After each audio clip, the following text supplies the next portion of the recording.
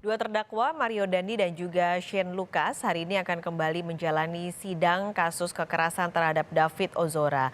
Hari ini sidang akan menghadirkan ahli pidana yang dihadirkan oleh Jaksa Penuntut Umum. Kita akan berbincang pagi ini bersama Heri Firmansyah, pakar hukum pidana Universitas Tarumanagara. Mas Heri, halo, selamat pagi Mas. Selamat pagi Mbak Baskalis, salam sehat. Sehat-sehat juga Mas Heri. Ini pertanyaannya Mas, ini ahli pidana akan dihadirkan, kira-kira apa yang akan digali?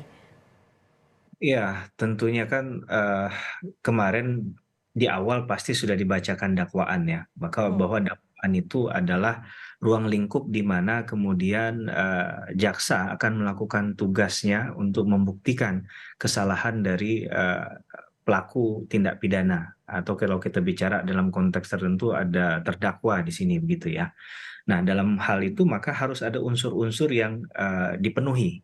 Maka, keterangan ahli pidana menjadi penting dan diperlukan untuk menegaskan apakah kemudian semua unsur dalam, pasal tersebut terpenuhi oleh tindakan atau perbuatan si terdakwa atau tidak.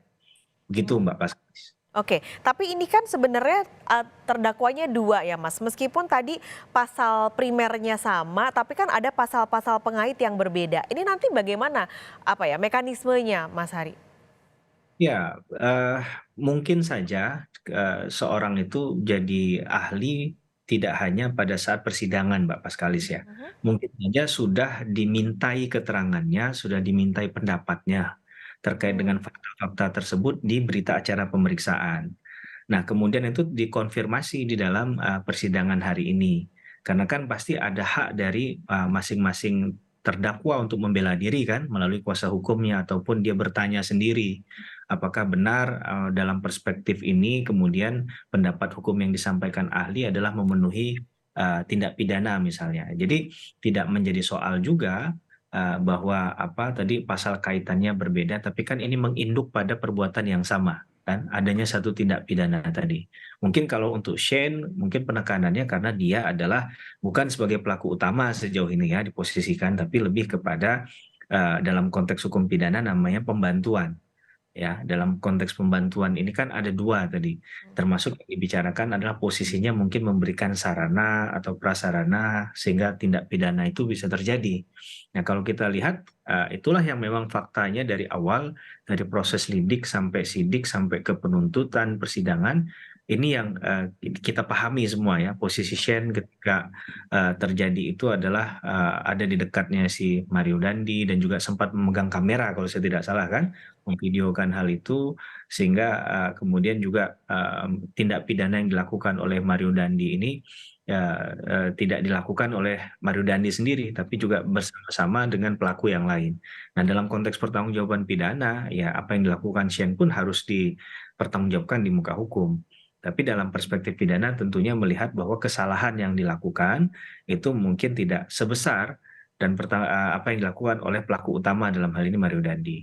Nah, ini yang kemudian akan nanti juga dibahas dalam, keterangan yang akan kita dengarkan dari perspektifnya ahli pidana yang dihadirkan oleh jaksa penuntut umum, Mbak Paskalis, begitu. Mhm, artinya ini kalau melihat dari pasal yang dikenakan baik untuk Mario Dandi maupun Shane Lucas, baik itu primer maupun pasal-pasal pengait ini memang sudah tepat ya Mas Heri? Iya, itu kan kalau saya tidak salah sempat ada beberapa komentar ya, Mhm. yang diberikan bahkan oleh levelnya pejabat.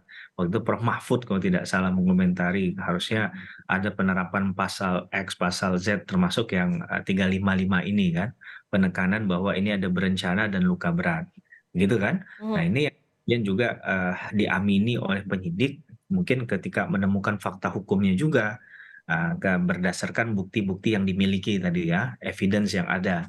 Termasuk adalah misalnya CCTV, rekaman CCTV dan keterangan saksi yang ada di tempat kejadian perkara pada saat itu Mbak Paskalis. Oke. Di luar dari si korban dan pelaku kan, tetangganya David Ozora kalau saya tidak salah kan Mhm. melihat langsung itu dan mencoba menghentikan, pemukulan yang dilakukan oleh, terdakwa, oleh Mario Dandi dan kawan-kawan pada saat itu.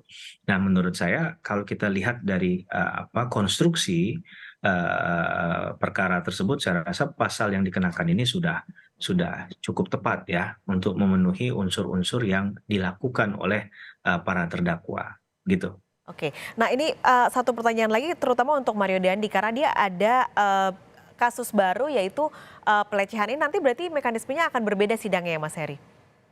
Iya, kalau ini adalah, tuntutan baru bisa saja memang itu berkasnya dipisahkan ya. Tapi mungkin saja, nanti ada pertimbangan lain dari, penuntut persidangan karena ini memang kasusnya kan, bisa saja oleh penyidik yang sama atau berbeda ini kan kita belum tahu ya, saya belum bisa memastikan hal itu ya. Tapi kalau memang ini, di luar dari itu bisa saja ada, proses baru yang akan dijalani Oke. oleh